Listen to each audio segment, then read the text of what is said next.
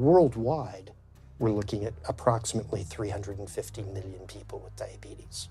There's no question that we're in the midst of a diabetes epidemic. Right now, 1 in 3 Medicare dollars is spent in the care of people with diabetes. 1 in 10 total healthcare dollars is spent on people with diabetes. There's no question that this is a major problem.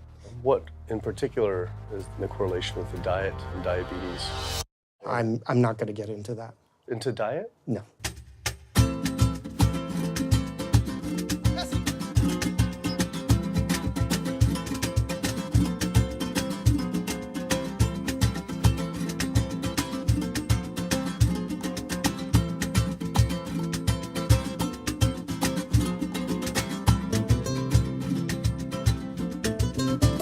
My name's Kip. I'm a filmmaker from San Francisco and I have a confession to make. I'm a recovering hypochondriac.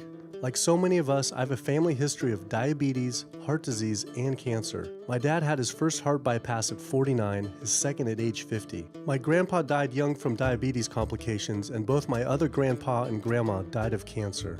I was always paranoid that I would also get one of these diseases. Like any good hypochondriac, WebMD Symptoms Checker was essentially my browser's homepage. Even in my teens, I took Metamucil every day and a daily aspirin. I read all the latest self-diagnosis books, I ate every multivitamin I could get my hands on, and I was obsessed with bodily functions. I followed all the large health organizations' recommendations for preventing disease.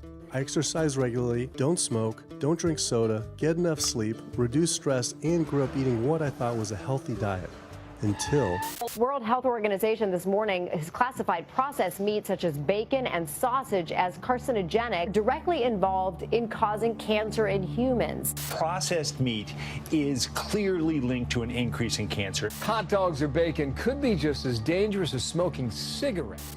the World Health Organization had looked at over 800 studies from 10 different countries, finding a direct link to consuming processed meat and cancer. Just one serving of deli meats daily increases your risks of colorectal cancer by 18%. I had no idea that what we ate affected cancer rates, but I never felt like I had eaten a lot of processed meats until I realized that processed meat includes hot dogs, bacon, sausage, salami, ham, pepperoni, cold cuts, and deli slices, basically everything I grew up eating. The World Health Organization classifies processed meat as a Group 1 carcinogen, the same group as cigarettes, asbestos, and plutonium, and classifies red meat as a Group 2 carcinogen. Was this like I had essentially been smoking my entire childhood? If processed meats are labeled the same as cigarettes, how is it even legal for kids to be eating this way? I thought this was new information, but many of these studies have been around for 50 years. I couldn't believe I'd been eating processed meats virtually my entire life and was just now finding out how dangerous they are. Why hadn't I been hearing about it from the American Cancer Society, the largest cancer group in the nation? When I went on their website, I was shocked to see that none of this information was featured on their homepage. But even more shocking, on their Eat Healthy page, they actually encouraged eating Group 1 carcinogenic foods like processed turkey and canned meats. This is after the World Health Organization reviewed over 800 studies definitively linking processed meat to cancer. Thank you for calling your American Cancer Society. My name is Sam. I'm a cancer information specialist. How may I help you today? Hi, I was calling because I was wondering why you all recommend people to eat processed meat on your website, which the World Health Organization has classified as a Group 1 carcinogen, which is in the same class as tobacco smoking, asbestos, and plutonium. This would be like a lung association having a how to roll your own cigarette section on their website. It's kind of the same thing. But let me just place you on a brief hold because He wasn't able to answer my questions and said someone would get back with me. I had always been concerned about cancer because both my grandma and grandpa died of cancer. I wondered if things would have been different had they known the link between diet and this terrible disease. In the US, 1 out of every 4 deaths is from cancer. Oh, sweet. American Cancer Society rep confirmed an interview this week. So we just went in for the interview with the American Cancer Society rep, and the security guard said there's no interview scheduled. So I went into my phone, and it turns out last night, after I told her that the interview is going to be about the correlation between diet and cancer, she said she could no longer do the interview. After repeated emails asking why she was declining my interview to simply talk about diet and cancer, she stopped responding altogether. Why would an American Cancer Society rep not want to talk about this? I was, however, able to connect with a growing movement of doctors who are willing to talk about the link between the standard American diet and disease. And it goes beyond just cancer. I took my old trusty van, Super Blue, once again out on the road. 2/3 of adults are now overweight or obese, and we have an epidemic cascade of debilitating disease that's overcoming the country. There's no way we can sustain the current style of care with the epidemic that we're creating with our diet and lifestyle choices. The diabetes, the arthritis, the heart disease, the dementia, the obesity, the cancers are affecting about 70% of deaths. All the data is that those 70% of deaths and morbidity are largely lifestyle related and preventable. Most kids by age 10 in the U.S. already have fatty streaks in their arteries, the first stage of atherosclerosis leading to heart attacks, strokes. Here in American medicine, we operate from the disease model. We are in the business of treating sick people. We are not in the business of trying to prevent people from becoming sick. When you look at chronic disease risk, all the things that we walk around worrying about, actually dietary choices trump smoking when it comes to those risks. If I could deliver one message to the researchers who are looking for the cause of diabetes and the cause of clogged arteries and the cause of high blood pressure and the cause of obesity, I would tell them the answer's in 3 words. It's the food. It's what Americans are eating. Today, with 2/3 of Americans being overweight, clearly there's a food issue. In the next 25 years, 1 out of every 3 Americans will have diabetes. My name's Michael Abdallah. I'm from Atlanta, Georgia, and unfortunately I was diagnosed about 10 years ago with diabetes, and 8 years ago I had 2 stents put in. I don't know where to go, I don't know what to do. You're just like out of options and you don't know what to do. You're taking medicine, you listen to this doctor, and the cardiologist says take this, and the endocrinologist says take that, then your general practitioner doctor says you don't know what's going on here. And it's a real challenging thing, and it's something that you don't want to get it. You just don't want to get it.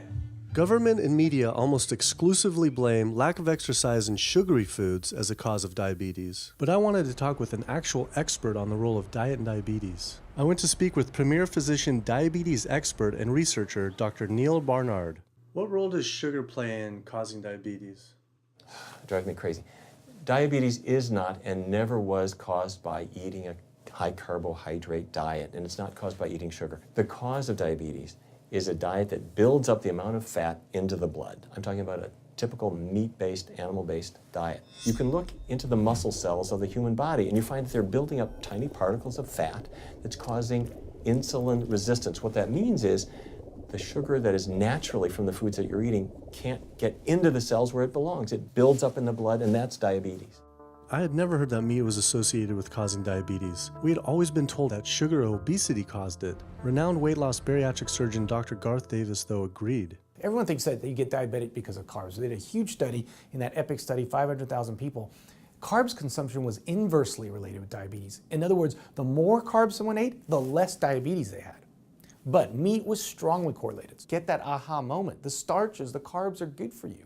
They're not bad for you. This idea that carbs make you fat is utterly ridiculous. Carbs cannot make you fat in and of themselves. We have storage in our muscles and in our liver for carbs called glycogen. So when we eat carbs, we either store it or we burn it. Now, eat fat, that goes straight to your fat. Your body can't turn those carbs into fat unless you're really overdoing the calories. Obesity, it's a death sentence. You're at much higher risk of getting cancer. You're almost certainly going to get diabetes. I mean, no one wants to fat shame, and we all want everybody to be comfortable with our bodies, but this movement to be comfortable with our bodies has made us comfortable with being sick, and that's a huge problem. I go into the hospital and I look around me, people on dialysis, all these sick people, and just about every disease in there is because of what people are eating. Here's the thing. If I eat a sugary cookie, The sugar lures you in like the Trojan horse, but waiting inside that cookie is a huge load of butter or shortening, and that's what fattens you up, and that's the part that leads to the diabetes. It's the fatty foods, not really so much the sugar. It's not that sugar is good for you. There's no nutrients in it. It's excess calories. But when you eat sugar, you don't get inflammation right away. When you eat sugar, you're not getting plaques forming in your vessels. When you're eating sugar, your body's going to store most of it as glycogen or burn it as calories. And so this focus on sugar has taken all the focus off meat, dairy, eggs, pork, turkey, chicken. People need to understand, if their child gets diabetes, you've just taken 19 years off their lifespan. We're talking life and death. I realized there was so much more about diet and disease that I hadn't ever learned. It felt as if this information had been practically withheld. Processed meat causes cancer. Sugar doesn't cause diabetes.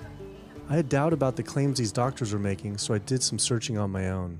Harvard researchers looked at 9 prospective studies finding that just one serving of processed meat per day increased risk of developing diabetes by 51%. The link between eating meat and developing diabetes became undeniable. But when I went on the leading diabetes organization's website, the American Diabetes Association, not only did they not have this information front and center, they were featuring recipes for red and processed meat. And on their recipes for healthy living, they had bacon-wrapped shrimp? What the hell? All right, send an email to American Diabetes Association, see if they'll get back to us. As destructive as diabetes is, it pales in comparison to heart disease. Over 17 million people die every year from cardiovascular disease. It is the leading cause of death around the world. Nearly 1 out of every 3 people will die from this disease. The amount of people who die from cardiovascular disease is the equivalent of 4 jumbo jets crashing every single hour, every single day, every single year. My name is Amy Resnick, and I'm from Swampscott, Massachusetts, a little bit north of Boston. And I recently went to my doctor for asthma because I had a very hard time breathing. And while there, she did some blood work, and one of the tests was C-reactive protein, and on a scale there was a scale of 1 to 3, 1 being low for cardiac event, 3 being high for cardiac event, and my number was 10.82. What does that mean? That means I am on the road for a heart attack, and she said probably within the next 30 days. 30 days? 30 days, if I'm going the way I was going. I take this for my heart arrhythmia, take this for pain, oxycodone for pain, and lorazepam for stress, cyclobenzaprine for a muscle relaxer, also take Topamax and Prozac, and I also use a CPAP machine to help me breathe. And my asthma has been so bad this past year, I use it during the day as well to get some air. I am tired when I wake up. I'm tired during the day. I take a nap. I'm still tired. I can't breathe. And I know I need to make a change for my health, or else I'm not going to be here for my family. When we speak of heart disease, I would say the role of alcohol is pretty small. The role of sugar is very small too. Smoking is big, but the good news is that most people have quit or never did smoke. The problem with animal-based diet, its contribution to heart disease is huge and it is pervasive. All this expensive imaging, procedures, bypasses, medication, none of which has one solitary single thing to do with the causation of the illness. So you die of a completely benign foodborne illness that never had its causation treated. When we eat these kind of dead meat bacteria toxins, within minutes, you get this burst of inflammation within your system such that you basically paralyze your arteries. You get this stiffening of the arteries, their inability to relax normally in half. So it's not like decades down the road eating unhealthy, there'll be some damage. No, we're talking damage right then and there within minutes of it going into our mouth. Many people are given the diagnosis of Alzheimer's disease when it's not true Alzheimer's at all. The vast majority of people suffer dementia due to their tiny blood vessels in their brain clogging up up and their nerve cells being shortchanged of oxygenated blood. And guess where that blood vessel dementia comes from? Those little tiny arteries are clogging up from that steady stream of fat, cholesterol, etc. It's really quite clear from the standpoint of cancer and the standpoint of cardiovascular disease that animal protein plays an enormous role. Is chicken better? It's a question of whether you want to be shot or hung. The flesh food that I would eliminate from the American diet would be poultry, would be turkey and chicken. A brilliant advertising campaign has convinced people that, oh, it's white meat, it's healthier. The leading source of sodium in the American diet for adult is chicken. It can be labeled all natural chicken, but be injected with this salt water, I think up to 800 milligrams of sodium. Heterocyclic amines are clear-cut carcinogens, and they can form in any kind of meat as it's heated, as it's cooked. But by far the biggest source is chicken. We sent researchers into fast food and family restaurants. Not only were there carcinogens in every single restaurant, but we found them in every single chicken sample that we took. If somebody brings their family in and they're buying a bucket of chicken, nobody tells them that there are carcinogens. If you're selling carcinogens to people, you've got to warn them that they're in there. But the American Cancer Society encourages people to switch from red and processed meat to chicken. Why would the American Cancer Society tell people to switch from eating one carcinogenic food to another when a Harvard University study showed that men with prostate cancer who eat large amounts of chicken increase their risk of the disease progressing 4 times? The #1 dietary source in America of cholesterol is chicken because of the volume of chicken. You know, chicken's become grilled chicken and organic chicken. It's machismo, but it has nearly as much cholesterol per gram as red beef. So just on sheer volume, it's the #1 source. Yeah, eggs being close behind. I'd never really thought about eggs much. I just thought of them as a standard part of a healthy diet. But then I found a study suggesting that eating just 1 egg a day can be as bad as smoking 5 cigarettes per day for life expectancy. The yolk of a hen's egg is the most concentrated glom of saturated fat and cholesterol. It is made to run a baby chicken for 21 days with no outside energy. It is pure fat and cholesterol. And when we put that into our bloodstream, it coats our red blood cells. Our blood gets thicker and more viscous. It changes our hormone levels. It raises our cholesterol levels. There's nothing healthy about eating the yolk of the egg. But I thought cholesterol and saturated fat wasn't an issue anymore. You know, these saturated fat studies that have come out trying to vindicate saturated fat, this is a campaign by the dairy industry, right? #1 source of saturated fat is dairy. It's not meat. 2008, the global dairy industry got together at a meeting and explicitly, read their agenda, was to neutralize the negative impact of milk fat by regulators and medical professionals, unquote. So what did? They funded studies. The main study that started the whole saturated fat media craze was funded by the National Dairy Council. The egg industry similarly funds studies that confuse consumers by making claims that eggs don't negatively affect heart function. That is, only when compared to eating a McDonald's sausage McMuffin? So what they're really saying is that eating eggs is just as bad as eating a McMuffin.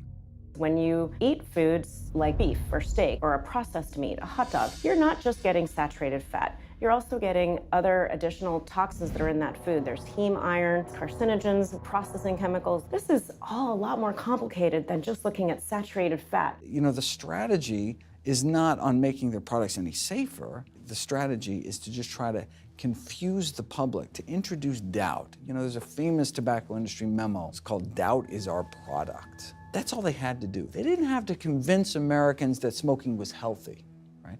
They just had to introduce doubt. Then they would win. If there's just enough controversy, people kind of throw up their hands. I don't know what to eat. Confusion is their game. I really don't think people thought what they ate led to heart disease. They think, oh, it's genetic, my parents had it. And I don't think people really think that what they ate led to diabetes. I think, oh, my parents had it, I was gonna get it. And certainly cancer, they don't think that way. People have bad lifestyles that they've inherited environmentally. They've been exposed to a certain way of eating and living that they've carried on into their adulthood, passed on to their children. That is why they go on to develop the same diseases that their parents and grandparents may have had before them. But it is not inevitable. Even if you have a genetic predisposition, doesn't mean it's going to necessarily manifest. And what determines whether it manifests or not may be those epigenetic variables, the things that you can control, the environmental factors, the dietary factors, the lifestyle factors. So we can actually change the expression of genes, tumor-suppressing genes, tumor-activating genes, by what we eat, what we put into our body. So, you know, even if you've been dealt a bad genetic deck, you can still reshuffle it with diet. I had always thought that I would develop heart disease at a young age because both my dad and grandpa had heart attacks. I was taught that they were genetic, but their heart attacks probably had less to do with genes and more to do with their diets high in meat.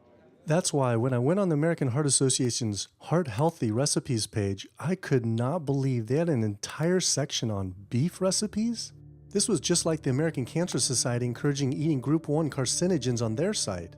Meatloaf, pork loin, steak on your recipe list? Are you kidding me? It's like this menu is trying to give people heart attacks. Your website, and we noticed Heart Healthy Recipes, and we were kind of bewildered by why there's a bunch of recipes on, a whole section on beef recipes, and there's also a section on egg recipes when there's such a strong link between beef, red meat, and heart disease. I honestly don't know because I don't do that, I guess. That's not what I do.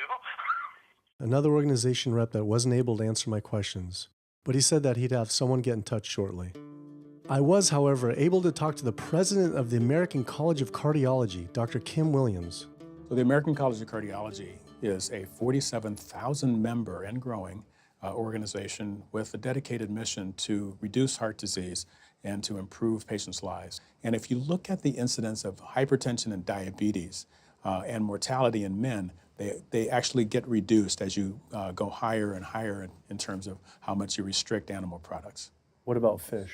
So fish is a little different. You've got the 4 worries, which is PCBs, mercury, saturated fat, and cholesterol. And the cholesterol is all over the place. You can hit tuna in water, that'll be almost less than a glass of milk, to salmon or tilapia, which is higher than a pork chop. If you look objectively at fish, what you find is they've become essentially mercury sponges. And that's why in many parts of the country they warn you, don't have more than so many of these fish a week because it's getting too much mercury can kill you. Fish are eaten by bigger fish who are eaten by bigger fish, and these pesticides and herbicides bioaccumulate in the fish flesh. And these big fish, including the salmon, which people think is the healthiest fish, truth is the amount of pesticides and herbicides in the flesh of these fish are shocking, and they have estrogenic and cancer-promoting properties in them. They'll say, well, but don't sardines have less concentration of toxic waste product than other ones? Something being less toxic doesn't make it healthy. It just makes it less toxic. Farmed fish is by no means healthier. All the antibiotics that these animals have to be fed, similar to chickens and turkeys kept in confinement. These fish get infections. They get fungal infections, they get bacterial infections. You've got to feed them antifungals, antibiotics, and these substances accumulate in the fish flesh as well. I always knew that pollution was bad for our health, but I had never thought about the environmental pollutants affecting food. Dioxins, being the most toxic man-made chemicals known to science, cause all sorts of things. They cause endometriosis, they cause cancers, they cause endocrine disruption problems. Most of your exposure, 93% of it, comes from eating meat and dairy products because it climbs up in the food chain so effectively. So you can get exposed to living near these incinerators and breathing it, but it'll take you 14 years to breathe in as much dioxin as a cow will ingest by eating the grass in one day. And that dioxin will accumulate in its fat, which includes the milk and the meat, and anyone eating meat or dairy products is going to get that dose of dioxin, so it climbs up the food chain every step. Men have no way in their bodies to get rid of dioxins, but women have 2 ways. They're both involving having a baby. One is that dioxin crosses the placenta into the growing infant, and the other is that it comes out from the breast milk. So if you have a meat and dairy consuming mother breastfeeding that infant, then the highest impacts of toxic exposure like mercury and dioxins will go to that infant.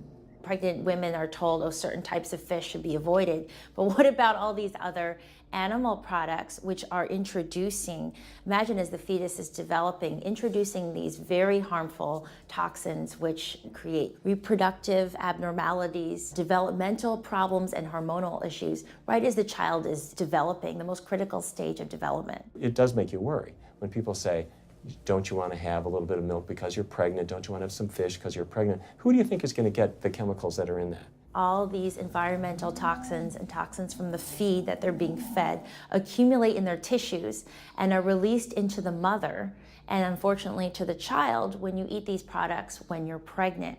So this includes antibiotics, hormones, steroids in animal feed. Commercial animals are largely fed GMO corn and soy, which are very laden in pesticides.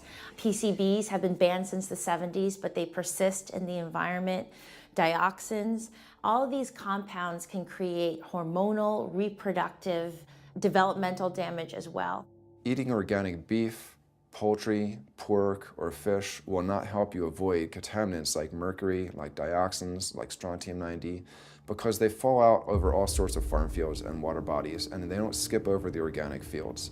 And so really the contaminants are coming in regardless of how these animals are raised.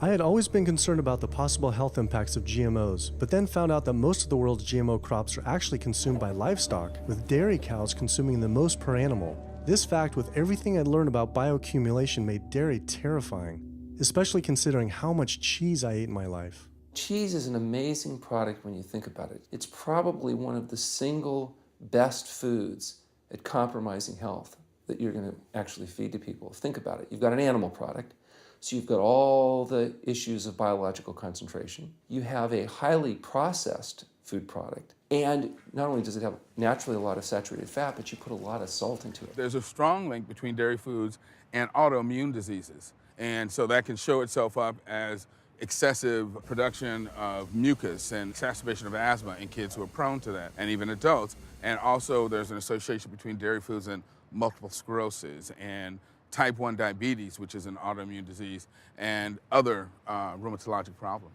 Cow's milk is baby calf growth fluid. That's what the stuff is. There's absolutely no child or human on earth who actually needs the milk of a cow any more than they need the milk of a giraffe or a mouse. Most people in the world are lactose intolerant. I mean, that's the normal state of affairs. Why would your body create this enzyme to digest lactose after weaning, after infancy? It doesn't make any sense. 73% of African Americans are lactose intolerant, 95% of Asians, roughly 70% of Native Americans, and about 53% of Hispanic Americans are lactose intolerant. Our government is encouraging Americans of color to eat foods that it knows is going to make them ill. Ultimately, what that boils down to is the government is telling me as an African American to eat food that's going to make me ill for no health benefit so that it will benefit dairy farmers. That's a form of institutionalized racism. Yeah, milk is a risky food for human consumption. As a pediatrician, I see on a daily basis children suffering from conditions that are linked or associated to dairy consumption, such as eczema, acne, constipation, acid reflux, iron deficiency, anemia. Cow's milk protein is the most allergenic food. People say, well, no, I want hormone-free, not injected with bovine growth hormone. But milk is this hormonal fluid, so it's just packed with sex hormones and natural sex steroid hormones like estrogen, progesterone. In fact, doesn't matter if it's conventional milk, doesn't matter if it's organic milk. Milk without hormones, that's an oxymoron. Organic dairy has just as much saturated fat and cholesterol and galactose and all the things that you don't want as conventional dairy. Dairy products in general have a lot of other products associated with it, not the least of which is pus. I mean, they actually have laws limiting how much pus you can actually have in a milk and still sell it. I believe it's like 750,000 pus cells per cc. Because, I mean, you wouldn't want too much pus and it'd be like pure pus. People might object. In fact, you could think of cheese as kind of coagulated cow pus, if you would. But I was always told that we need milk for strong bones. I'm Jane Chapman, and not too long ago, finally got some x-rays of the hips and back. Severe bilateral osteoarthritis of the hips. And actually, I'm scheduled for 2 hip replacements. That's bone on bone. It's the grinding of the joints. My stability is scary. I hold on to the walls if I'm at home. I've been told to use a walker. I'm only 61. This is not how you're supposed to live when you're this old. I have a really hard time believing that that's all that's left. Researchers have studied bone development in kids and whether they get stress fractures and that kind of thing. And the kids who drink the most milk have 0 protection. Milk does not build strong bones. Harvard researchers have looked at a large group of older women. Over an 18-year period, the milk drinkers had 0 protection from fractures. So this old notion that somehow milk is going to build strong bones or protect your bones later in life, it's a myth. People that drink milk have higher rates of hip fractures, have more cancer, and live shorter lives. It turns out that countries with the highest dairy consumption also have the highest rates of osteoporosis, so clearly drinking more milk doesn't protect your bones. Doing more research, I found that dairy was linked to many different types of cancer as well. Just like many of us, I thought that the majority of cancer was due to genes, but only 5 to 10% of cancer is actually genetic. Any cancer is caused by a DNA mutation, but that's not enough. So that can cause that first cancer cell, but one cancer cell never killed anyone. 2 cancer cells never killed anyone. But 1 billion cancer cells, now we're running into problems. So we need to reduce the growth factors in our body, like IGF-1. Insulin-like growth factor 1 is this cancer-promoting growth hormone involved in every stage of cancer cell growth and spread and metastases. Any animal protein boosts the level of IGF-1. Dairy products increases your risk for various forms of cancer, especially those related to your hormones. So breast cancer, prostate cancer, ovarian cancer. So this is not a product, even in its most pure state, you want to be consuming because it does come with risk. I found out that dairy can increase a man's chance of getting prostate cancer by 34%. And for women who've had breast cancer, just 1 serving of whole dairy a day can increase their chance of dying from the disease 49%, and dying from anything 64%. Why weren't breast cancer sites like Susan G. Komen warning everyone about this? For calling Susan G. Komen, this is Jocelyn. How may I help you? Okay, so we're wondering why you don't have a huge warning about the dangers of consuming dairy on your website when there's a direct link to breast cancer. There was a study published in the Journal of the National Cancer Institute that found out women consuming dairy who has had breast cancer increases their risk of dying of breast cancer 49%. I was wondering why it's not on your website. We cannot answer these types of questions. Once again, another health organization rep saying someone else would have to answer my question. Rather than risk being stood up again, I went straight to the local Susan G. Komen chapter to see if they would answer my questions.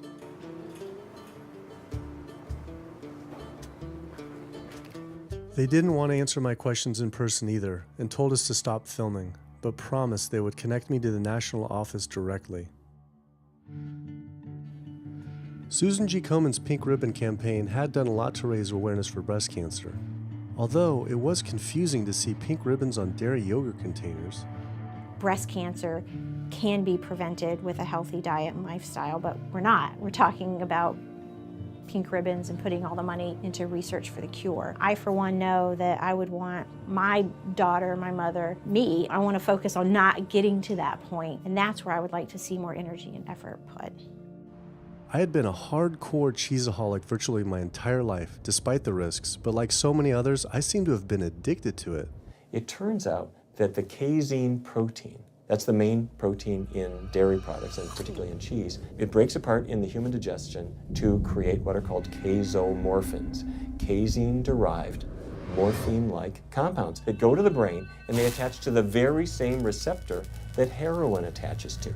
Don't get me wrong, they're not as strong as that, but they are strong enough to make you come back again and again and again, despite the fact that you're gaining weight, you're more unhealthy than you've ever been, but that cheese just calls out to people. Casomorphin may play a role in SIDS, and sudden infant death syndrome, may play a role in autism. This is one of the reasons why we don't want infants drinking milk from cows. Human breast milk has 2.7 grams of casein per liter, compared to 26 grams per liter for cow's milk. That's practically 10 times more. No wonder it's so addictive.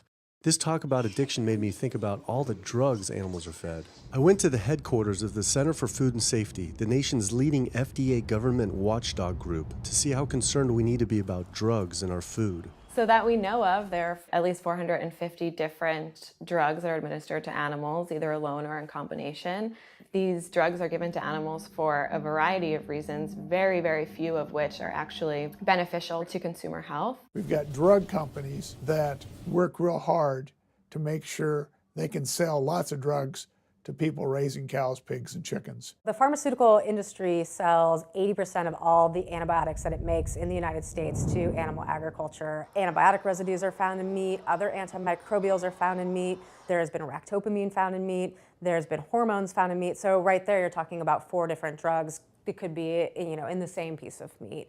The pharmaceutical company is supposed to show the safety of animal drugs. They're not really testing to see what the impacts of these drugs are on humans. They're really looking to see what the impacts of these drugs are on animals. When we try to get information on some of the health studies and the environmental studies, from federal agencies, we get back page after page of blacked out information because the company claimed confidential business information. Consumers have no idea what is in the products that they consume. So how sick something makes me and how bad it pollutes the environment is a secret for a company. In the animal agriculture industry, as in the tobacco industry, these companies really have a vested interest in making sure that the public doesn't have information about their effects and what risks are really posed to consuming them. You have this system where animals are living in their own waste. They're living next to animals that are sick or even dead, and they're stuck in cages with these animals. The bacteria tends to spread, so that the pathogens that are being created in these filthy conditions are breeding resistance to antibiotics, and the public are becoming exposed to those. We already have people dying from salmonella and other things that you eat. We're having about 3,000 people die every year in the United States. That's more than the number of people that were killed in 9/11 in the Twin Towers in New York. If we had some terrorist organization killing 3,000 people a year, we would be all over it. The antibiotic-resistant bacteria deaths that we have, on top of that, you get 20,000 people dying a year. That's 7 9/11s every year. Can you imagine if that many people were being killed by some terrorist group in the United States every year? We would find them. You know, the World Health Organization has said we're nearing a post-antibiotic era in medicine. You'll be at risk in minor surgeries to have a fatal infection. You'll be at risk going to the dentist if you have a tooth extracted.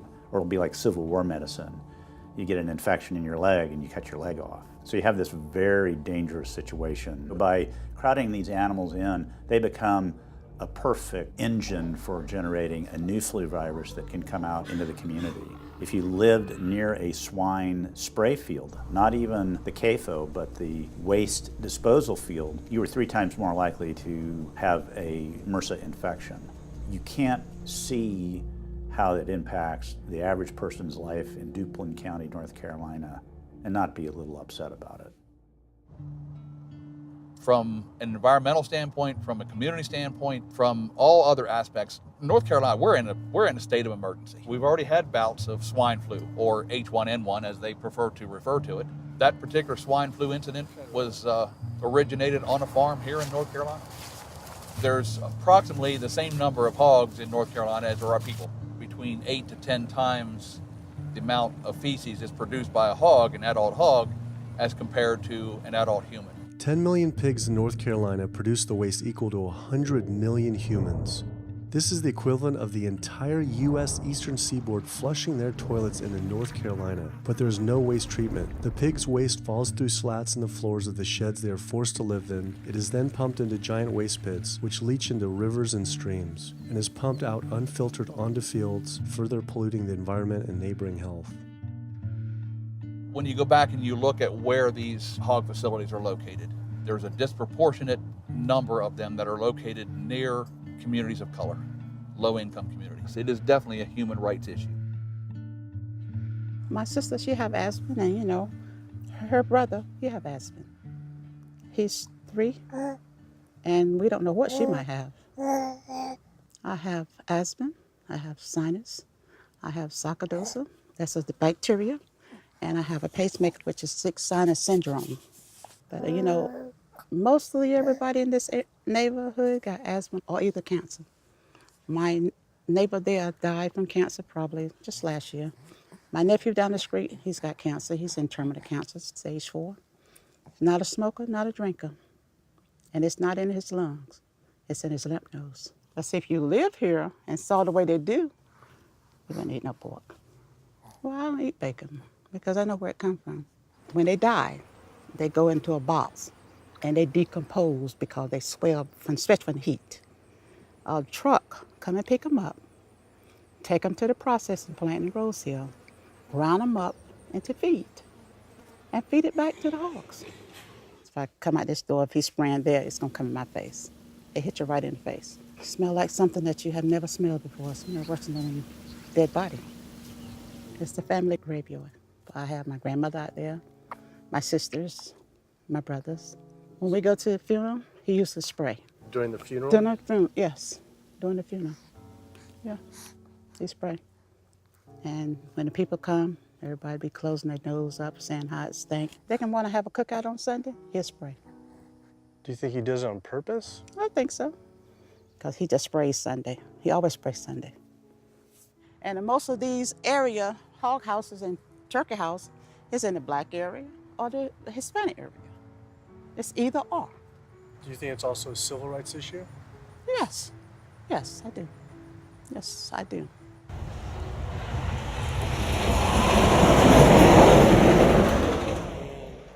There have been times in the past that I have gotten ready on the Sunday, gotten ready to go to church and come out, and the smell was so strong that I had to go back and regroup because it got in my clothes and I just couldn't go to church smelling like hogs, you know. I just couldn't do it. So I don't think the government cares.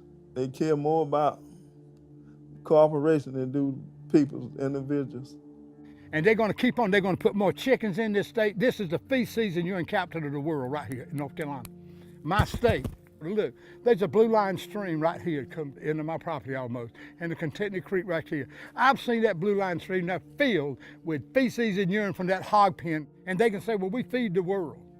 They're not interested in feeding the world. They're interested in making money. You take the money away from them, they'll let the folks starve.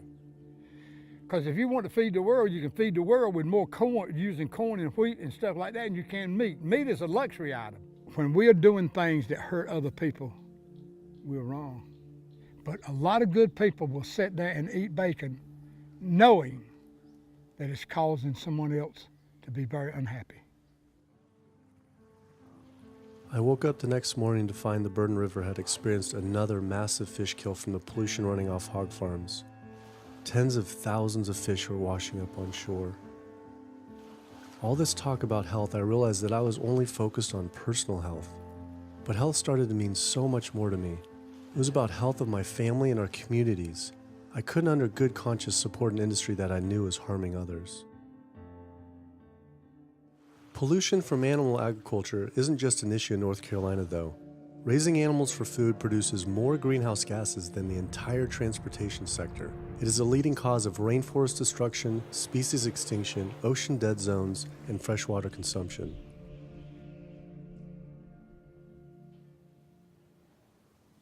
American Diabetes Association actually finally got back and they agreed to an interview. Preparing for the American Diabetes Association interview, I took a look at their diabetes diet and meal plan recommendations, and they were loaded with foods associated with causing diabetes. How could they expect people not to get diabetes if this was the food they were recommending? And then I saw multiple peer-reviewed studies published on the National Institute of Health website showing that a low-fat, plant-based diet was more than twice as powerful at controlling and even reversing diabetes than the ADA recommended diet that included meat and dairy. Well, the mission of the American Diabetes Association is to identify a prevention and a cure for diabetes, but in the meantime, to improve the lives of all people who are affected by diabetes. And what's the best way to prevent this? For type 2 diabetes, it's unclear. We can't prevent type 2 diabetes in everybody. When we're doing the research, we came across a lot of studies that said that you actually could potentially cure or reverse diabetes with a purely plant-based diet. I don't believe there's sufficient evidence to demonstrate that. How does it compare to the ADA diet that you recommend? We don't recommend a specific diet. We recommend healthy eating. The one that's on the website. We recommend healthy eating. Do you have a whole list of exact day-to-day, the meal plan, the whole meal plan? All they are selections of foods to consider. We do not have a diabetes diet. But with that selections, I consider that plan compared to a plant-based plan. No one's done that study. We found actually some studies, that a 74-week study found that low-fat vegan diet versus the ADA plan in type 2. I think we're done here. I'm not gonna get into an argument about. Oh no, I was just wondering the studies of if this is true or if it shows that. Any diet works. Any diet works if people follow it. But if it's a diet that's not the proper diet, like if anyone follows a diet that they eat I can't tell you what a proper diet is. I can tell you what an improper diet is. So then we can talk about the good diets. I'm not sure why. I'm not going to get into that. Into diet? No. Why not? If that's where you want to go with this, I'm sorry, I'm not the person that you should be talking to. And why is that though? If that's what you want to get into, I'm not the person you need to be talking to. Who do we talk to about diet? You can talk to anybody you want. But that's interesting though. Why not recommend a diet? Because the data don't exist to support it. But if we see data that we looked up that supports it with, like, you know, the NIH, in Europe, the European Association of Studies. We're done. I'm sorry. I'm not going to get into that argument with you. No, it's not an argument. I'm not going to get into the argument. Why is it an argument? It's just talking about in European study of diabetes and other places that have studies. Why? There are lots of studies. Why is it even an argument? There are lots of studies in the literature, many of which have never been replicated or, frankly, are wrong. That's why we do peer review, okay? The European Association of Study of Diabetes has been peer reviewed? Or I don't know what study you're referring to, and in the absence of being able to see that study, I'm not going to comment. I could show it to you. I'm sorry, I don't have the time for that. I just don't understand why it's an argument, though. Okay.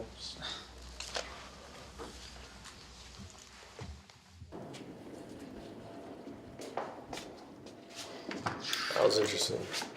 What he wanted to talk about was people living longer with diabetes. But once you mention eliminating diabetes or prevention, oh, whoa, now you cross the line. Prevention and cure, whoa, let's not go there. Not only did Dr. Ratner, the chief medical officer of the American Diabetes Association, not want to talk about diet, but the fact that he had such an emotional reaction to my question made it feel I was digging into something that he didn't want uncovered. I had always thought there was no prevention for type 1 diabetes, but then I did research and came across countless studies referencing the link between exposure to dairy at a young age and type 1 diabetes. I mean, this is a food made for baby cows. Cow milk protein gets into the bloodstream, and the body says, hey, this isn't supposed to be in the bloodstream. It makes antibodies to the cow milk protein, which then attack the pancreas and destroy the pancreas. How is this possible that ADA wouldn't have this forefront on their website? Why wouldn't they be warning all parents about this, even if there were only a slight chance? Why were they recommending people to actually eat these foods linked to diabetes? It seemed all of the large health organizations were encouraging people to eat the very foods linked to the diseases they're supposed to be fighting against. American Heart Association promoting beef, American Cancer Society promoting processed meat, pink ribbons on dairy products, and bacon-wrapped shrimp on American Diabetes Association. And then it all came together. What if?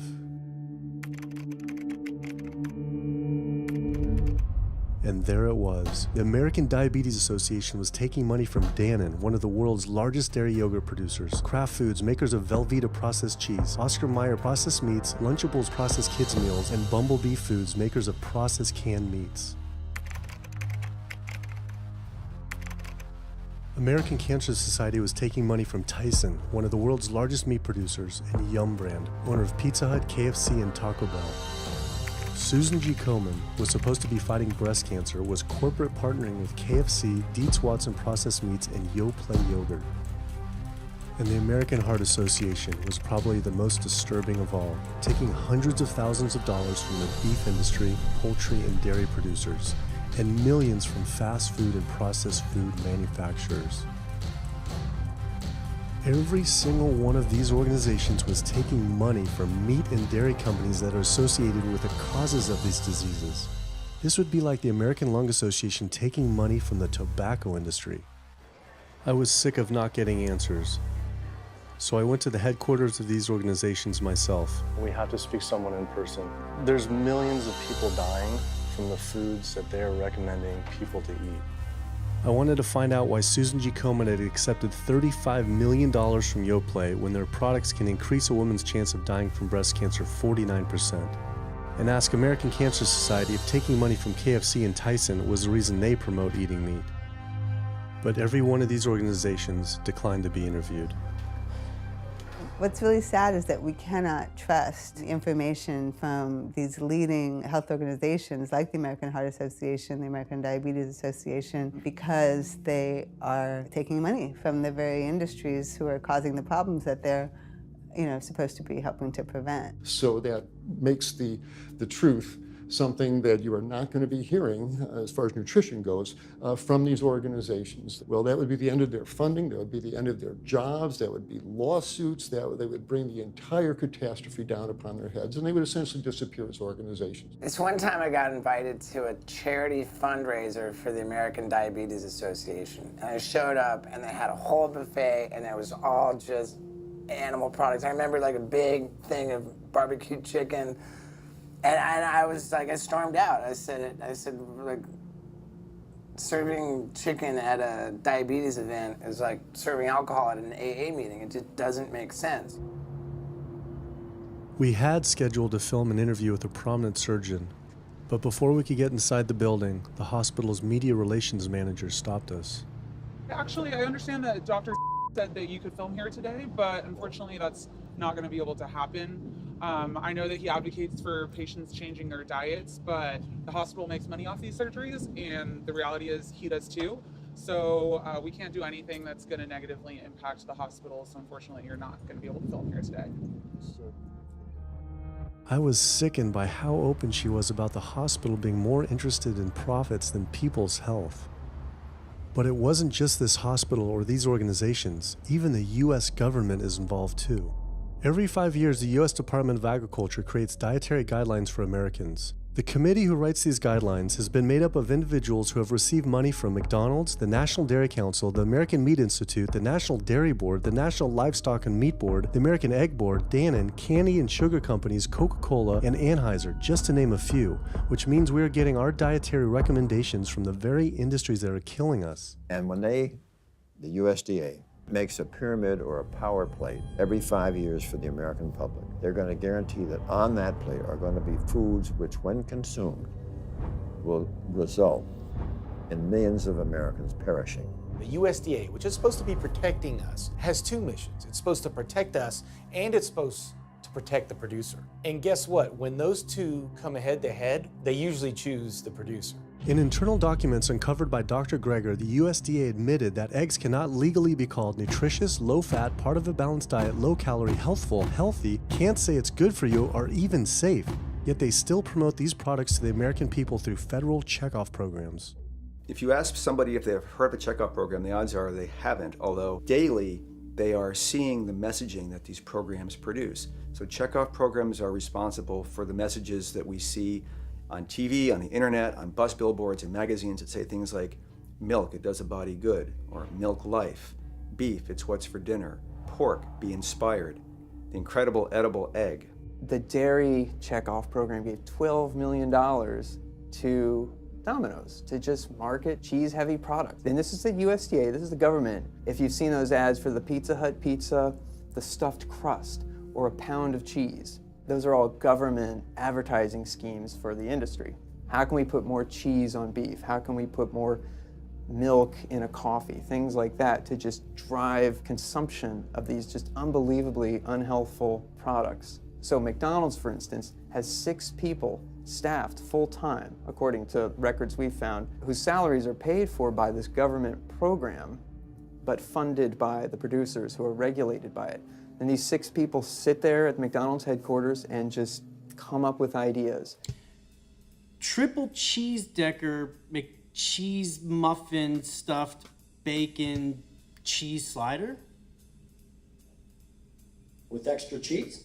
Nice. Yes. You don't think of it on a day-to-day basis that these are government programs. The Wendy's bacon double cheeseburger, government program. The steak fajita at Dunkin' Donuts, government program. You would just never think that this just pure garbage from a food standpoint is coming from a federally funded program. That's one of the things that makes checkoffs so incredibly creepy, is that it is our government telling us, eat more beef, drink more milk, eat more cheese, eat more pork. One of the very effective ways that the dairy industry promotes its products is to reach children. because kids are impressionable, they're going to be consumers for their entire lives, and you might as well get them while they're young. So dairy spends at least $50 million promoting its products in public schools throughout the country with posters with people with milk mustaches and messages like "Milk, it does a body good" or "Milk Life."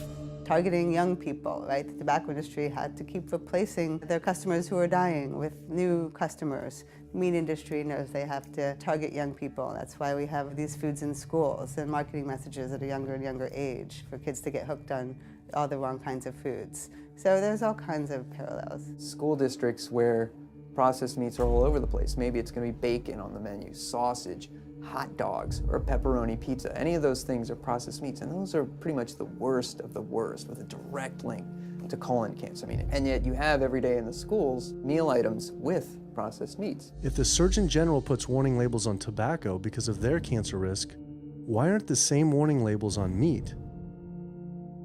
Based on the publicly available data, we know they spend at least $557 million promoting their goods through checkoff programs. We know that they spend at least $138 million lobbying Congress. We expect that they spend a good deal more than that in figures that simply aren't publicly disclosed. The industry's lobbying power is so strong that they can create laws and push through legislation that doesn't benefit Americans in any way, such as ag-gag laws that criminalize whistleblowing of photographing abuses by this industry. Activists in the U.S. can be charged as terrorists for disrupting the profits of any business that uses animals under the Animal Enterprise Terrorism Act, to the even more ridiculous ones like cheeseburger laws. A cheeseburger law is a law that says a plaintiff cannot recover against a manufacturer, distributor, or retailer on the theory that the food made the plaintiff obese or caused an obesity-related disease. Cheeseburger laws are a direct response to a problem that the tobacco industry has had. Big Tobacco has paid $400 billion to state Medicaid programs. Cheeseburger laws proponents say, we don't want to see the same kind of thing happen to the meat and dairy industries. The fact that these laws are based on a model template called the Common Sense Consumption Act is actually ironic, because what they're saying is, you, the consumer, should have the common sense to know that our food is bad for you. I've often typified the meat industry to people who maybe don't understand its power and reach, as it's got all the money of big tobacco and big pharma, and it has the personality of the National Rifle Association. So any little thing that comes up, man, they beat it to death. Robert Martin wasn't exaggerating. When the profits of the egg industry were threatened by egg alternative company Hampton Creek Foods, extremely disturbing emails were uncovered by Ryan Shapiro and Jeffrey Light. We uncovered documents demonstrating the American Egg Board considers Hampton Creek, quote, a crisis and major threat to the future of the American egg industry. The American Egg Board considers a successful egg replacer company to be such a threat that they joke on their government email addresses about murdering the CEO. In internal government emails with the heads of the egg industry, they suggest having the CEO of Hampton Creek, Josh Tetrick, murdered, including a menacing email from the executive director of the American Egg Board.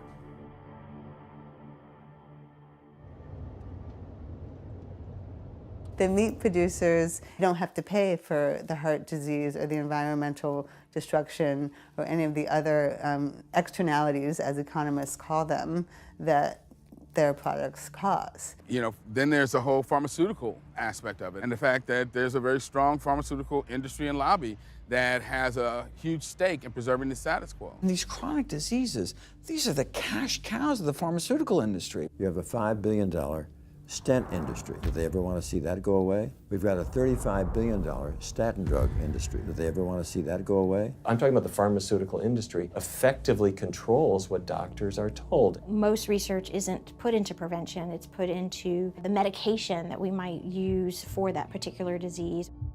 I'm on 2 different high blood pressure medicines, 6 asthma type medicines, even after 4 years of shots. And then another medicine to help take care of side effects from some of those medicines.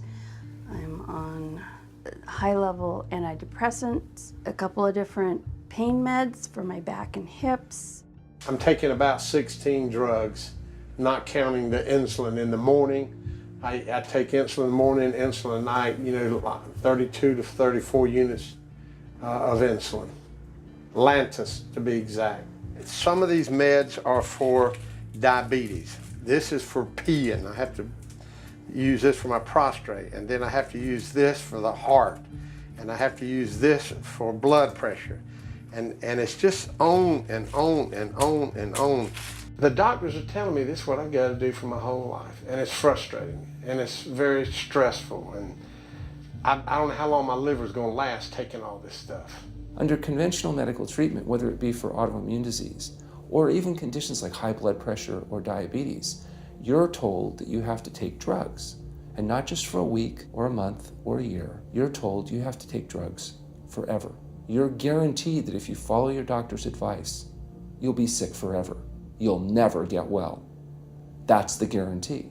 Because the strategies are all about manipulating the symptoms, not dealing with the underlying cause. You come in with that diagnosis, you get a bunch of pills that have nothing to do with the disease causation, or you get these procedures that have nothing to do with disease causation. It's a deception to say this pill will help you unclog your arteries, this one will save you from a stroke. No, it doesn't. The people who take the statins, etc., they still get their heart attacks, they still get their strokes. This does not reverse disease. This does not make plaques smaller. This is a fraud of massive proportions. In the US, treating chronic disease such as heart disease, cancer, and diabetes is a $1.5 trillion industry. That's the GDP equivalent of the 10th richest country in the world. I went back and dug deeper into the health organization's funding, and there it was again. These organizations were accepting millions of dollars from pharmaceutical companies that are making billions of dollars from the very same diseases these health groups are supposedly trying to end.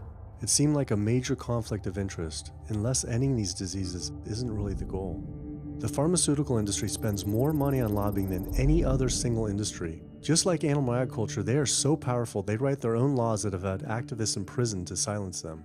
Government's in bed with anyone that gives them the most money, which is the pharmaceutical industry, which is the animal ag industries. Like, they are pumping the government full of money and resources, and in return the government's giving them what they want: subsidies, imprisoning activists that go against them. And I think it's quite telling that these industries are working so hard and spending so much money to criminalize people for simply taking a picture, for simply recording what's going on inside of these facilities and making it known to the public. They're behind walls, they're underground, they're in these secret facilities that no one knows about. But if they did, they would be shocked and outraged. And I think people would not want to think that their pharmaceuticals, that their food are coming from these places. And that's why I think the ag laws are what they are, is because they are trying to silence people into not speaking out and not showing the truth.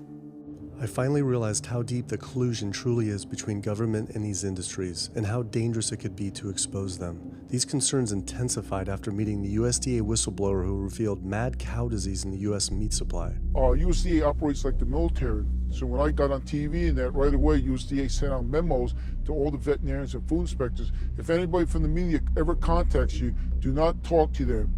Refer them to Washington, D.C., and we will talk to them. So right away, shut up everybody. American public should be very concerned about this, what's going on with USDA. Here in the United States, we have at least 4 cases of mad cow disease, but I'm almost positive there's more cases than that, but the government isn't looking for it. So what you're saying is that there could be already mad cow disease in humans. Right, and I think a lot of it was misdiagnosed. With the Alzheimer's or dementia, it takes several years, you see the progression, but to make it easier, these doctors just sign off on it as dementia or Alzheimer's without actually taking a biopsy of the brain to see if it's that, or is it actually a prion disease like Creutzfeldt-Jakob disease or mad cow disease. Do you think it's safe to eat meat? I personally don't think it's safe to eat it because of the fact how the line speeds are increasing, and also our inspectors are not well trained enough. At the present time, the line speed now is going about 220 cows an hour. That gives you about somewhere around 4 cows per minute, so that's 15 seconds per cow. These dangerous slaughter speeds means that animal waste ends up everywhere.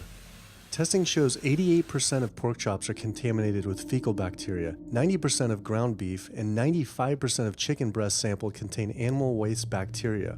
There is nothing clean about eating this way. But it just isn't waste, it's also pus-filled infections. You can see there's a bump or some kind of abscess underneath the hide. Most of the time when the hide's pulled off, Either that will open up the abscess and the pus will come out, or if it's deep-seated, when the inspectors are doing their work or the company employees, they might stick their knife into an abscess and it explodes all over the place. I had heard enough. I was utterly disgusted by the corruption, the greed, the disease, and the abuse I was learning about. The very animals we were killing us and the planet. But so many people eat meat and dairy every day of their lives, and we are so concerned about getting enough protein. Do we have to eat meat to get complete protein? Oh my God. You want me to jump off this belt and junction now? Well, first of all protein is made by plants. I'll state that again for the record. All protein is initially made by plants, all of it. And it is not necessary to eat animal tissue in order to get protein. Only plants have the ability to actually take nitrogen from the air, break those molecules apart, and incorporate that nitrogen into amino acids and then make protein. Any protein you get from an animal is simply recycled plant protein. If you ate a diet that was calorically adequate, and even things like brown rice and broccoli, and you got enough of it, you'd get enough both quantity and quality of protein. 2,000 calories of brown rice and broccoli is going to be about 80 grams of protein a day, including the essential amino acids that you need in order to maintain optimum health. I mean, grains are loaded with protein. Beans are loaded with protein. Vegetables are loaded with protein. You really want to get your protein from plants because plant proteins have a much more beneficial effect on our physiology. The funny thing about protein is most Americans get about twice the amount they need. Most Americans get less than half the amount of fiber they need. But the conversation tends to always be about protein. So in my mind, it's just this magical marketing campaign that protein has taken on over the decades. The question is not where do you get your protein, it's where do you get your fiber? I have never in my professional career seen a protein deficiency. I've never seen someone come in eating normal amounts of calories and they're protein deficient. You just don't see that. So human milk has the lowest protein content ever in any species ever tested. I mean, that's the fluid that's been designed by evolution over millions of years. And so it's like the perfect food for human babies, right? Perfect food, lowest protein content any other mammal. And so it gives a sense of kind of protein requirements for anything. So look, then rat milk, ape milk, donkey milk, any milk has ever been tested. And you hear this a lot in bodybuilders. They're like, well, I need, chicken, or I need fish to be, to be strong, to build muscle tissue. That is utter nonsense. The largest, strongest terrestrial animals on the planet are all herbivores. The biggest, strongest animals are all herbivores. When we bring in people and they're on meaty diets and we transition them to a plant-based diet, we always track what they're eating. Their vitamin intake goes up. Their nutrition overall goes up, dramatically better.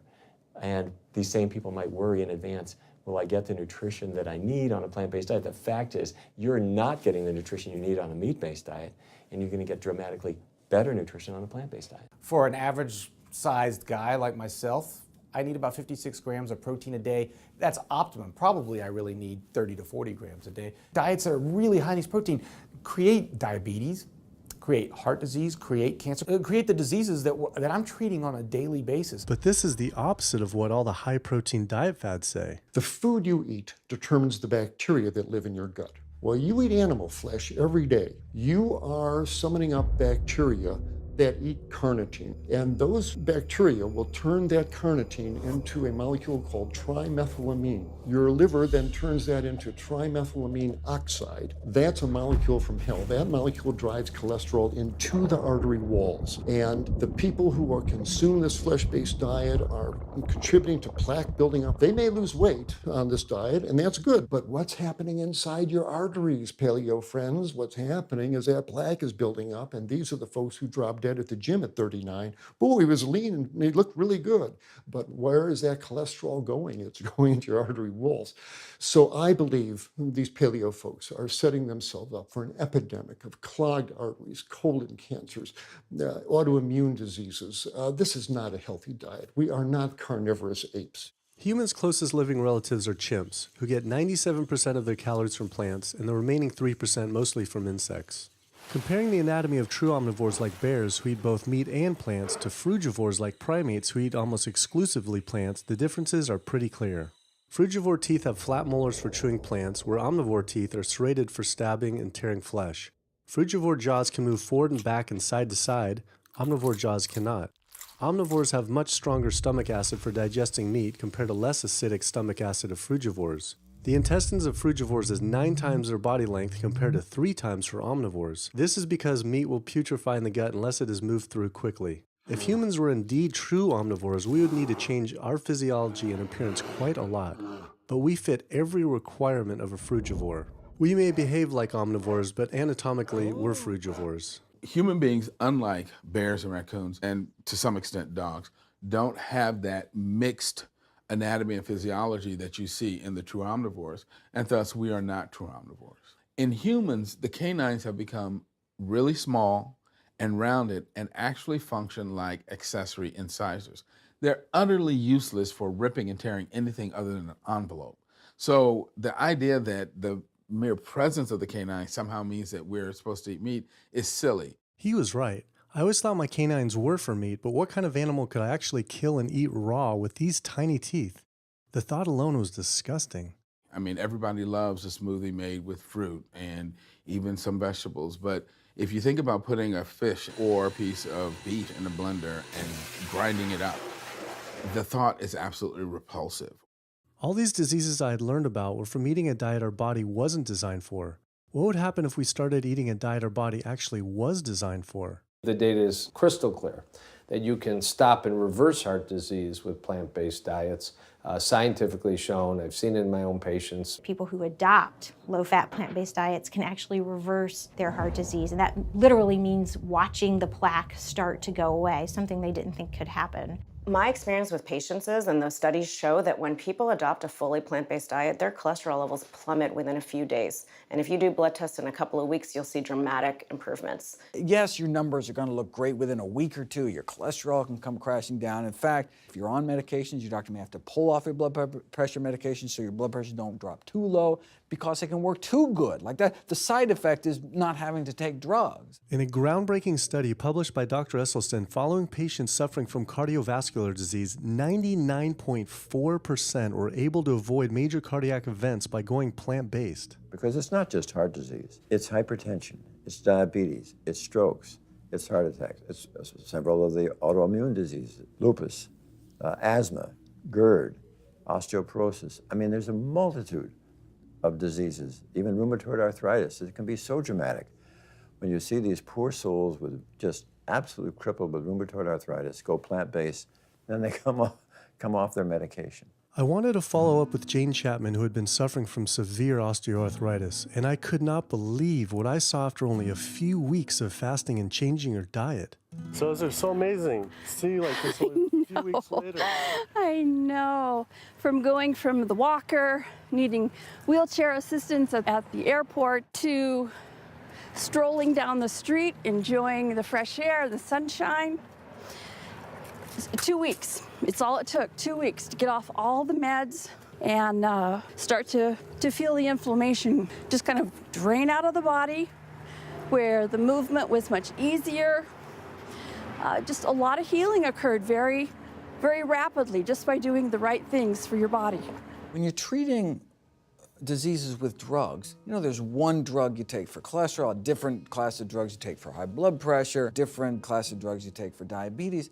But with diet, a plant-based diet affects all these diseases, one diet to kind of rule them all. The impacts of eating this way go far beyond ourselves. By getting rid of heart disease alone, we would save up to $48 trillion in the USA, 3 times the US GDP. Conditions like high blood pressure, you don't have to take the drugs the rest of your life and be sick forever. What you can do is live in such a way that it gives the body a chance to heal itself. We took 174 consecutive patients with high blood pressure, and 174 people were able to lower their blood pressure enough to eliminate the need for medication. For inflammatory bowel disease like Crohn's, the best remission rates ever achieved through a plant-based diet. MS, multiple sclerosis, the best results ever achieved compared to any medical, surgical, any kind of intervention was a plant-based diet. You can see that with every sequential reduction in animal products, people live longer, they have less heart disease, they have less cancer, they have less diabetes. You can actually take human cancer cells, put them in a petri dish, and you can drip the blood of those eating vegan, get about 72% suppression in human prostate cancer cell growth in vitro. They wanted to try this again with women and breast cancer. So they said, let's see what a plant-based diet can do. After just 2 weeks, their bodies cleaned up. You drop their blood on the same carpet of cancer cells. You can clear off the whole plate. This is after just 2 weeks eating healthy, which raises the question, what kind of blood do we want in our bodies? My background is in industrial and systems engineering, and that was my career path for a long time until I got thyroid cancer, and everything changed from there. I decided that I wanted to try alternative methods and treatments rather than have surgery and have my thyroid removed, which meant I'd be on medication forever, and I didn't want that. I just started reading how a plant-based diet can heal the body, and it has worked for so many people. So I immediately just switched to a completely whole food plant-based diet. After a year, the cancer was completely gone, and my thyroid had shrunk to normal size, and I was completely free of that. This was tough to believe. Couldn't this all just be from eating healthier though, like no sugar? Turns out Dr. Walter Kempner from Duke University back in the 1940s was reversing some of our worst killer diseases with diet alone. And the diet he was using was not only strictly plant-based, but it was made up of white rice, fruit, and table sugar. And he was reversing diabetes, he was reversing malignant hypertension, reversing heart disease, the diabetic complications, reversing diabetic blindness. So these people basically had death sentences, went to him, and were given basically sugar, this horrible diet, but it was strictly plant-based. If this information had been around since the 1940s, why don't all doctors know this? We're not taught about the power of food in medical school. No one is taught that the changes that we make with our diet are probably the single most powerful thing we can do to determine our destiny. It trumps our genetics. Why isn't your doctor telling this? Odds are your doctor never learned any of this. In fact, there was even a bill introduced just mandating physicians get 7 hours nutrition training every couple of years, just to kind of stay on top of it. And who came out against that? The California Medical Association. Even the family physicians, the surgeons, all the mainstream medical groups came out opposed. It's 7 hours, that's a lot, even if it's over 1 4-year period. So they're not just kind of neutral, but they're actually actively opposing nutrition education. Ironically, when patients come to doctors with questions, they assume that the doctor knows something about nutrition, and so it's kind of a double whammy that doctors haven't been taught much about nutrition. Why don't we hear about this from dietitians when nutrition is their entire specialty? Turns out the American Nutrition and Dietetics Association puts out nutrition fact sheets written by the industries themselves. The industries pay $20,000 per fact sheet and explicitly take part in writing them. So you can learn about eggs from the egg industry, and you can learn about lamb from the lamb industry. This would be like learning about the benefits of smoking from the tobacco industry. When people are eating meat, I think of it as a bit like smoking. It's sort of Russian roulette. You may not get diabetes, but your chances of getting diabetes, about 1 in 3. You may not get cancer, but your chances, if you're a man, about 1 in 2. A woman, 1 in 3. Your chances of gaining weight, 2 out of 3. It's not all diet, but most of it is. The best thing that you can do to make sure that you empty all those bullets out of the chamber and you're not taking risks with your health is to get the animal products out of your diet and eat healthy foods. I came to True North to help me with my asthma and to lose a little weight, and it's amazing. Just in 2 weeks of changing my diet, don't have to take any asthma medication, no antidepressants, no pain medication, no heart medication, nothing, no medications at all. And it's just incredible. I was taking Oxy and Advil, and I was taking 800 milligrams of Motrin 3 times a day just to get through the day because I was in so much pain. And now, nothing. Wow. Nothing at all. 2 weeks. 2 weeks, So 14 days. All that medication, you're completely off. Completely off everything. It's just been so frustrating to me because I went to so many different doctors for help, and I tried so many different medications to help me with my asthma, and nothing helped, and I was stuck on the couch for the last 10 months, unable to breathe. And now in 2 weeks' time, 14 days, I'm off my medication, and I can breathe, and I feel good, and I can walk. My life has changed, and it only took 2 weeks of a whole plant-based diet. That's incredible. Yeah. That is incredible. It really is. That's amazing. It really is. I feel so blessed and so good and just so happy to be doing this, and I'm hoping that I can be a role model for other people and not be pushy about it, because everyone's going to do it in their own time. But thank God my time is now. So. Thanks. Thanks. As powerful as Amy's story was, I knew for some, eating 100% plant-based would still seem extreme. I think there's this sense that everything's okay in moderation, right? But we haven't seen that moderation works. There really isn't a study that shows that by eating meat and eggs in moderation, you can actually turn your heart disease around and get better. But I know people who've given up meat and they felt sick. Yeah, it's unlikely that anybody's symptoms are caused by a dead, decaying flesh deficiency. The lack of highly processed animal food products in the diet is not going to be associated with the causal factor about why they're sick. There is going to be a reason why they're not feeling well, but that's not going to be one of them. So I've had people go vegan and they come back to me and they're like, I'm hypothyroid and my doctor says I'm hypothyroid because plant-based diet makes you hypothyroid. I'm like, so what does your doctor tell all his meat eaters that are hypothyroid? Well, what's an animal flesh or dairy that you can't get in plant-based? Cholesterol, heterocyclic amines, E. coli. You know, if you think about it, there is nothing in an animal-based diet that you can't get in healthier form somewhere else. The only other vitamin is vitamin B12. It's not made by plants, not made by animals either, made by little microbes that blanket the earth. So because the way we live in our sanitized world, unless you're eating bacteria-contaminated foods, we need to get a source of B12 from somewhere. And so the healthiest, cheapest, safest source is to get a vitamin B12 fortified food or vitamin B12 supplement, not to get it from meat and dairy. What about people who say they have to eat meat for their blood type or their genes? I mean, it's like I need meat because I'm a Capricorn, or I need meat because I have an A+ blood. I mean, it's like, what do you say? No one has to eat meat. I mean, there's no vitamin, mineral, nutrient that you can't get from non-animal sources. Valentine's Day, I decided to go vegan and give up all meat, which was never in my thoughts in a wild million years, but I've heard so much success from people that are vegan. And so I gave up all animal products whatsoever. I've lost 29 pounds. I've been able to cut my meds in half. I've been able to cut my insulin in half. And now I'm going for the moon. I'm going to cut it all out. In the last 6 weeks, we've just had 3 grandchildren. And my ugly face is going to be around to see them graduate from high school and college. I'm going to be here. My mission is to let everybody know you do not have to suffer from diabetes and cancer and heart disease because someone in your family had it or because the doctors are telling you this is what's going to happen. You can take charge of your health and have a positive outcome just like I did.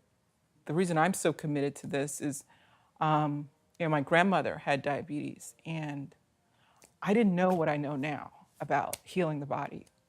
And if I did, I feel like she could have lived at least a few years longer. And so it's in her honor that I do what I do. Because I could save someone else's grandmother, aunt, uncle, father from that, So I'm excited about getting the message out there. There's a common belief that eating plant-based is expensive. Not at all. It can be done in a very inexpensive way where you buy foods that are in season and you shop in the bulk bins, and that saves a lot of money. You can eliminate a lot of your expenses on your grocery bill by not buying meat and dairy because those things are expensive. Our meal plan for a family of 4 is $25 per person in the family. 2064 is your total. 2064, whoa. That's for an entire week of food. Really? An exploding movement of elite athletes are utilizing vegan diets to heal injuries, speed recovery times, and enhance their performance. Before I was vegan, I was only bench pressing 315 like 5 times. Then after going vegan, I was doing 400, 425, 465. And I was like, oh my God, this is amazing. I'm vegan and I'm bench pressing 465 pounds. This is ridiculous. And as soon as I went vegan, tendonitis started disappearing. My strength in my right arm started coming back. High blood pressure was going down. You can't be strong and be dying on the inside. That's not strong. That's weak. That's really weak because yeah, you look big and strong on the outside. Yeah, big man. No, but your heart's crying for help on the inside. You're dying. I'm a professional parkour athlete, a two-time world freerunning champion, and more recently I got into Ninja Warrior, where I'm captain of Team Europe as we won USA versus the world. For something like Ninja Warrior and parkour specifically, you really need to have a good strength to body weight ratio. So I was carrying mass that I really didn't need. And when I went vegan, I lost 15, 20 pounds. I was more agile, I was more efficient, more stamina in my body. Just that extra bit of pop that I didn't have before, it just gave me that extra strength. So this is a very vibrant way to live. It can enhance you as an athlete. For me, 100% better athlete than I was before. It unlocked a whole new chapter of my training. The science is there, the health is there, the athletes are there proving that you don't need to eat dead animals to be strong, to be healthy. I started working out when I was 47 years old. All the muscles you see, I gained as vegan. I gained 15 pounds of muscles on my body, eating all plant-based vegan foods. All the aches and pains in my body, it just went away. Because I'm not ingesting so many inflaming foods, the acidic foods that animal products are. Gorillas, rhinos, and elephants, they all get their muscles and strength from eating plants. That's what I do. I travel all around the world for my surfing, and I've always been able to eat vegan. I feel like if you want something, you can make it happen. I just don't make any excuses. I would never not be vegan now that I know all the benefits and now that I know how it feels to be vegan. Every aspect of my life has been improved by adopting this lifestyle. I feel better, I perform better athletically, I sleep better, my energy with my kids is better, my focus at work is better, everything is better. My skin cleared up, kept myself trim for 9 years now doing this. All I can tell you is that I felt and I continue to feel better than I ever felt before. My friend Jason Lester and I were the first people to do this challenge called Epic 5, which entailed doing 5 Ironmans on 5 Hawaiian islands in under a week. An Ironman is a 2.4-mile swim followed by a 112-mile bike and then running a marathon, 26.2 miles after that. So we did 5 of those in a row on 5 different islands in a little under a week. Yeah. You almost die? Yeah. Where'd Did you you die? So I guess the famous question, where did you get your protein in there? From plants. Like so many people, I was looking for excuses not to change my diet. But once I finally did, I felt liberated. Within days, I could feel the blood running through my veins with a new vitality. Within weeks, I felt a transformation throughout my entire body and mind. Not only could I survive on a purely plant-based vegan diet, I could thrive. I felt amazing. I competed in my first marathon in 6 years, training half the amount and beat my personal record by 23 minutes. Less than a month later, I did my first full Ironman. Although I could possibly get away with eating a little bit of meat and dairy without ill effects to my personal health, I could no longer willingly support an industry I knew was causing so much suffering to communities, families, and all life on the planet. A whole new world opened up. I felt whole again, connected to a greater sense of what true health is, and where true health doesn't end with me, but begins with us. If people adopted a plant-based diet, the changes we would see in our individual health, in our national health situation, and in this physical environmental world we live in would be so profound. I mean, today, you can say, I'm not going to eat that stuff anymore. It's one thing that I can do myself personally to make a difference. It will give you a greater sense of well-being and happiness when you know that, one, you're not destroying your health every time you sit down to eat, you're not promoting cruelty, and you're not damaging the earth. I don't want my gains to be at the detriment of the planet of other things.